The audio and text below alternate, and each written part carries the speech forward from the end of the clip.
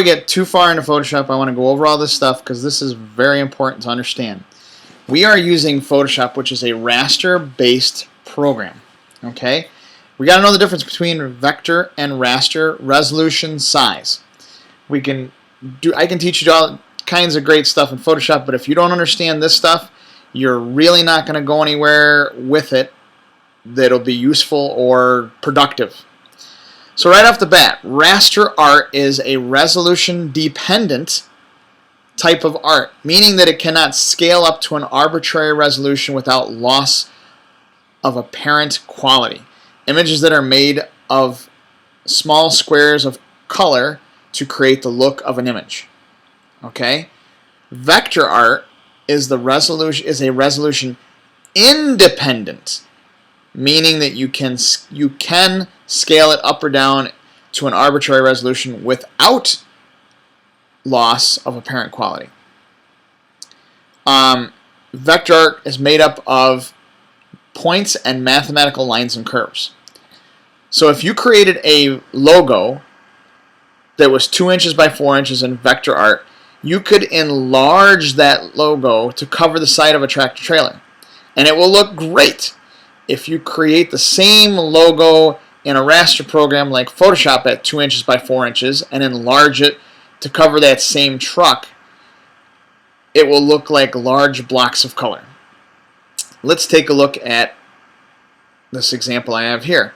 Here's a logo right here, and you can see, whoop, don't go up too high here.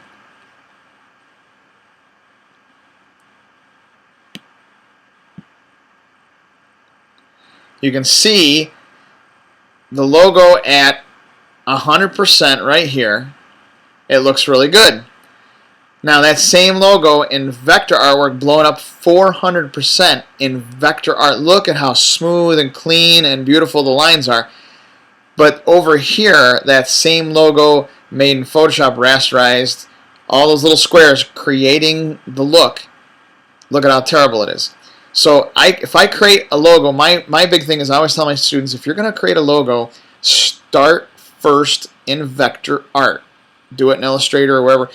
Not to say that you can't do it in Photoshop, but if you're going to do it in Photoshop, you have to build a much larger, big file, and you have to, it'd just be huge. Vector artwork is going to take up a fraction of the file size than a good raster image. So let's take a look down here. I have a photograph that I took.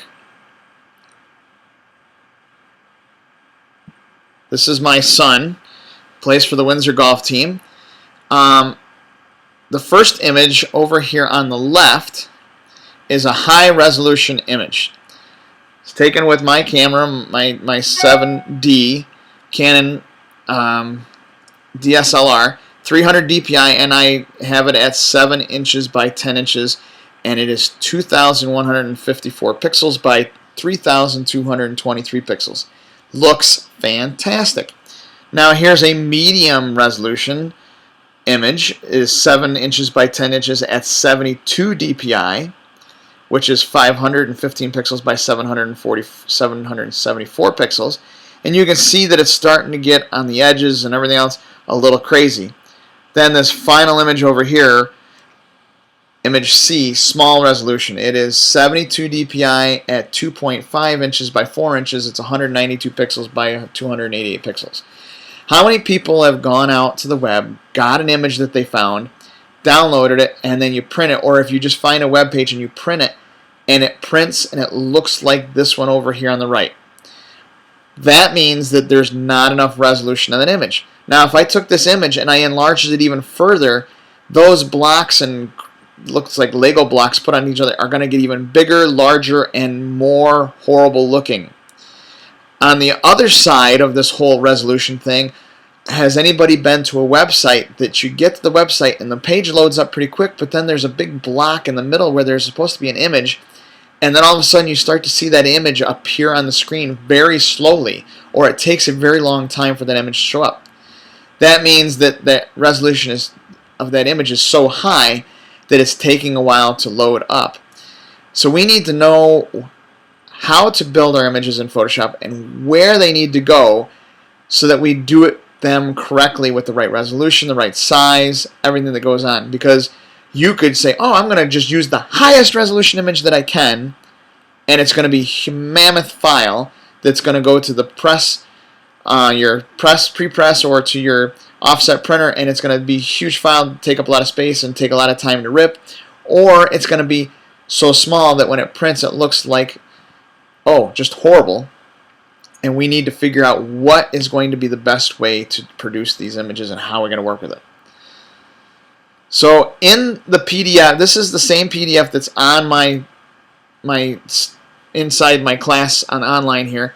There are some links here that I have that talk more in depth about resolution and DPI and everything else like that. But my main concern that I want to get across to you is before you start a job in Photoshop, we need to know where is that final output of this job going to go. Is it going to be printed? Is it going on the web? Is it going in PowerPoint? Are we going to use my desktop inkjet printer? What are we going to do with this image? Where does it have to go? And in a lot of cases, images will have more than one output. You might have a brochure or an image that's going to go on a brochure, on the web, and someplace else. So you have to have it in the right resolution for the right situation. So right here on this page, I have a little equation. If you learn this equation, you will have the right, proper images every time. Okay? DPI, which stands for dots per inch. So we got it, and most of you might have heard this term DPI, dots per inch, or PPI, pixels per inch. That's how big the resolution will be on your file.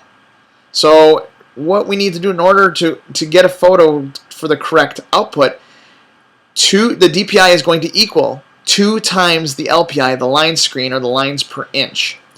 So that's all fine and dandy. That's real simple. DPI equals 2 times the LPI. All right, well, how do we know the LPI?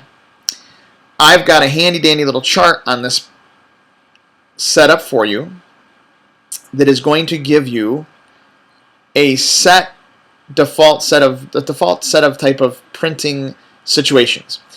Now, there's 2 things on here that we're going to notice right off the bat.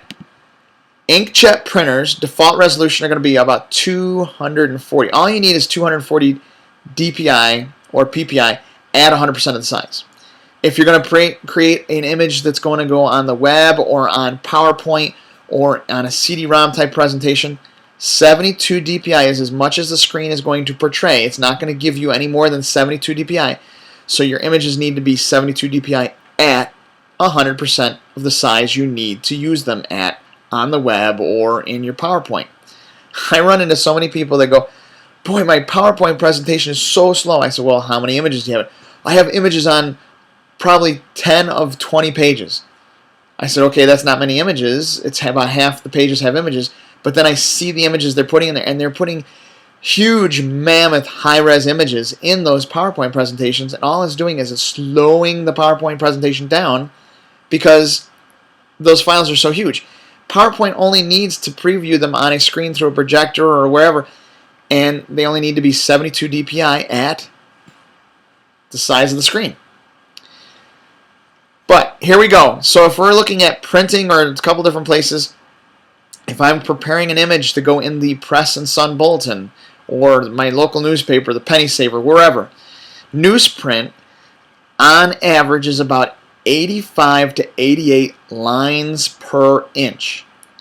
So you go take that lines per inch, you double it, and you find out how big your image needs to be, 170 DPI. Does this make sense to everybody? So at laser printer, usually the line screen on the laser printer is about 144 lines per inch, so your images need to be at 288 DPI. Inkjet printer we just talked about, it's just got to be 100% of the size, about 240 DPI.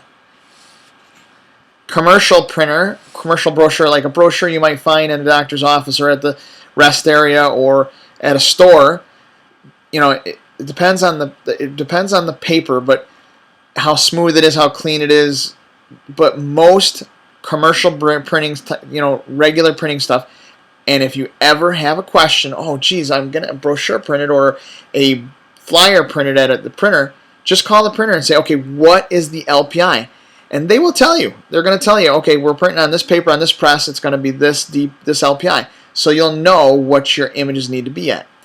Fine art books, those car brochures that you find at the dealership, those really glitzy, spectacularly shiny brochures, those right there are going to be at a 200 line screen. They're going to be a lot of lines. More lines, the better the image. It's slicker it's going to look. So you need to go 200 LPI times 2 is 400 DPI. And then, of course, if you're going to do an on-screen web, PowerPoint, CD, you don't have any lines per inch. You just have 72 DPI at 100% of the size. So if you understand this information right here, your life will be so much easier, and you will never have the problem where your printer calls and says, well, you sent these files, they're huge. It took twice as long to rip the files for the press. I got to charge you for that extra time. Or they don't even call you, and your images were way too small, and you get the printed piece that you just paid for, and the images look like crap because you don't have enough resolution. That's not their job. If it's a good printer, more than likely they're going to call you and say, these images are horrible, you need more resolution. But as soon as you understand resolution and where you're going with your output before you even start in Photoshop, then you're good to go. So what programs are vector and which programs are raster? Adobe Photoshop, raster, but as I showed you in the earlier video, you do have some vector stuff in Photoshop. Text is all vector until you render it out as a JPEG, or if you render it out as a TIFF or something like that. Adobe Illustrator is a vector-based program, but it does allow you to do some raster things inside the program. And when I mentioned earlier, yes, you should start out building your logo, if you're especially a logo, do it in vector, and then you can bring that vector project into Photoshop and do some glitzy, shiny, fancier things that you can't do. Although Illustrator is so robust and so great that you can do most everything you can do in Photoshop and Illustrator, and you can do most everything in Illustrator that you can do in Photoshop. But there are still some things that you can't do either way. And of course, there's just certain things you don't want to do in either one, so that's why there's two of them. For anybody that's heard of the other two programs, Painter and CorelDRAW, they're not as popular, they're not as big anymore, but Painter is a raster program. A lot of fine artists use Painter. It actually is a pretty cool program. You can do stuff like your oil painting or watercolors and stuff like that on different paper textures.